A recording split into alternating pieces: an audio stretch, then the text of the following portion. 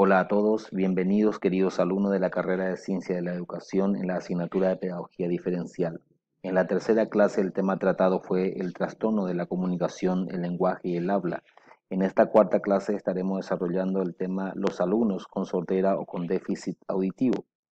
En la actualidad se entiende por discapacidad auditiva lo que tradicionalmente se ha considerado como sordera, término usado generalmente para describir todos los tipos y grados de pérdida auditiva y frecuentemente utilizado como sinónimo de deficiencia auditiva e hipoacusia, de manera que el uso del término sordera puede hacer referencia tanto a una pérdida auditiva como leve como profunda. Las personas que padecen sordera no son capaces de entender el habla, aunque puede percibir algunos sonidos e incluso con aparatos auditivos. Las personas con déficit auditivo sufren pérdidas auditivas significativas que hacen necesarias ciertas medidas adaptativas. Cuando los educadores utilizan este término, quieren decir que se trata de un trastorno auditivo que requiere servicios especiales.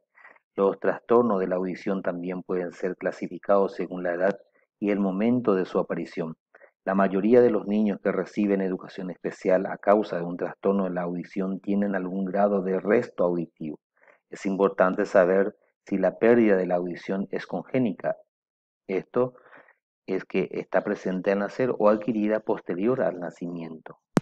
La audición, el acto o sentido del oído. Los sonidos penetran en el oído medio a través de la trompa de Eustaquio, donde chocan contra la membrana del tímpano, que se mueve hacia afuera y hacia adentro en respuestas a los cambios de la presión acústica.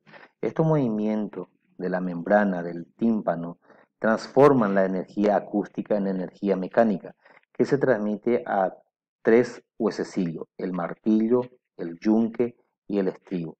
De todas formas, acá podemos notar claramente que el oído está compuesto por tres, tres partes, el oído interno, el oído externo y el oído medio.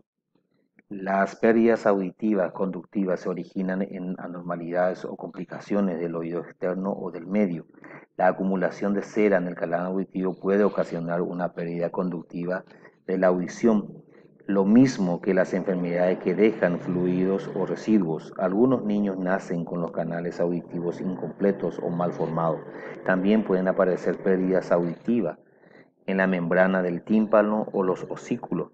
No se mueven adecuadamente. Las pérdidas auditivas sensorioneurales son los daños de las fibras nerviosas y demás mecanismos del oído interno. La mayoría de los alumnos tratados por estas discapacidades padecen trastornos bilaterales, aunque la pérdida auditiva puede no ser la misma en ambos oídos. Las causas exógenas derivan de factores exteriores al organismo, como enfermedades, intoxicaciones o lesiones, y los trastornos endógenos se transmiten por medio de los genes a los padres. Aunque se han identificado varios cientos de causas de los trastornos de la audición, no se conoce el origen de este tipo de discapacidad. Hay cuatro causas principales de sordera y de pérdida grave de la audición en los niños que exigen atención especial según Brown. 1. La rubeola materna. Se ha demostrado que no es una enfermedad grave, provoca sordera, trastornos visuales y cardíacos y una amplia variedad de anomalías en el feto. La herencia, con excepción de las epidemias de rubeola, la principal causa de la sordera son los factores genéticos. Existen pruebas concluyentes de que hay familias que sufren trastornos hereditarios de la audición y también puede heredarse una tendencia a padecer ciertos tipos de pérdidas auditivas o adquiridas. La prematuridad y las complicaciones del embarazo. Es difícil evaluar con exactitud los efectos de la prematuridad en los trastornos de la audición, pero se ha establecido que el parto prematuro y el bajo peso al nacer son más comunes entre niños con sordera que en la población general. Y por último tenemos la meningitis, que la principal causa del trastorno adquirido de la audición es la meningitis, una infección bacterial o vírica que, entre otras cosas, puede destruir el aparato acústico del oído interno y también provocar problemas del equilibrio. Si el trastorno auditivo al niño no se detecta hasta los 5 o 6 años, cuando ingresa normalmente en el colegio, se pierden innumerables oportunidades educativas. La audición se evalúa formalmente por medio de un procedimiento llamado audiometría de tono puro. La prueba trata de determinar el volumen que deben tener los sonidos de diversas frecuencias para ser percibidos. La audiometría del habla evalúa la percepción y comprensión del habla. Se presenta al sujeto una lista de palabras silábicas con distintos niveles de decibeles y se evalúa el umbral de recepción del habla de cada oído. A esto, el nivel de decibeles al que la persona puede entender la mitad de las palabras. Las técnicas audiométricas alternativas. Se han desarrollado técnicas alternativas para evaluar la audición de niños muy pequeños y de personas con trastorno grave que no pueden comprender ni seguir los procedimientos audiométricos. Los niveles de los trastornos de la audición. En la tabla figuran los niveles decibélicos que se asocian con estos tipos de déficit auditivo, los probables efectos de cada nivel de discapacidad auditiva y algunas consideraciones sobre los programas educativos más adecuados para estos casos. No hay dos niños con patrones auditivos exactamente iguales, aunque sus respuestas ante las pruebas de audición sean semejantes. Los niños oyen los sonidos con diferentes grados de claridad y la capacidad auditiva del niño puede variar de un día a otro. De tal forma tenemos entonces lo que es la normal por debajo de 27 decibeles, la leve de 27 a 40 decibeles, la moderada de 41 a 55 decibeles, la moderada severa que es 56 a 70 y la severa 71 a 90 y la profunda que viene a ser ya de 91 a más decibeles. Según el grado de pérdida auditiva, deficiencia auditiva leve o ligera de 20 a 40, el sujeto percibe el habla, pero no reconoce todos los contrastes fonéticos. La deficiencia media o moderada, que hablamos de 40 a 70 decibeles, percibe las palabras y es fuerte, pero su voz y su articulación son defectuosas. La severa, que hablamos de 70 a 90 decibeles, el sujeto no percibe la palabra, pero sí los sonidos fuertes y algunas vocales. La profunda, de más de 90 decibeles, el sujeto percibe solo algunas cualidades del sonido. Cuando nos referimos a los alumnos sordos e hipoacúsicos debemos distinguir.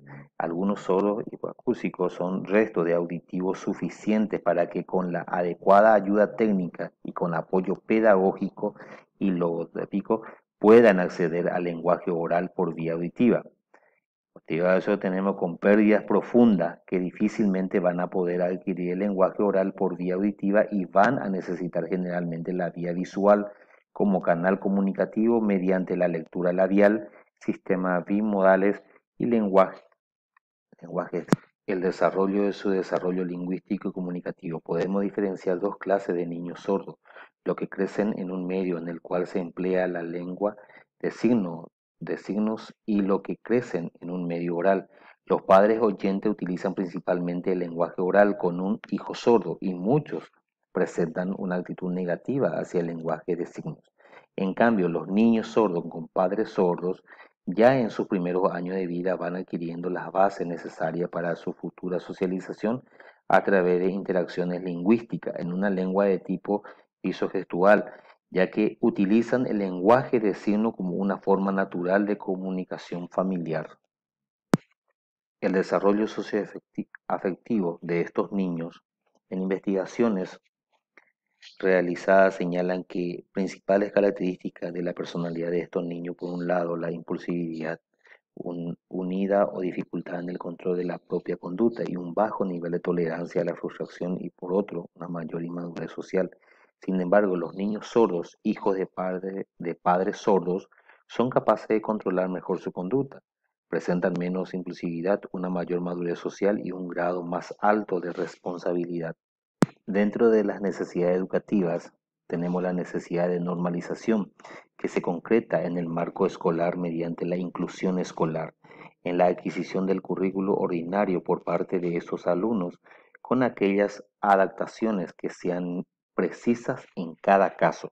Toda esta necesidad enmarca el hecho de que en cualquier caso buena parte de las posibilidades de éxito en la educación de estos alumnos pasa por cuidar su autoestima, procurando que el niño sordo no esté aislado y sí conectado emocional, social y lingüísticamente con su entorno.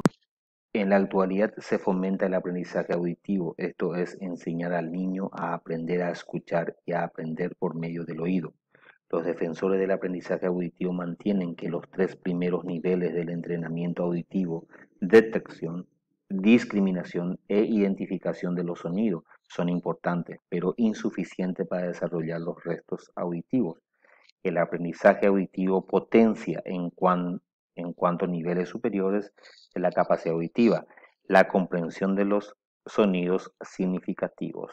Es todo por hoy. Muy buenas noches para cada uno de ustedes.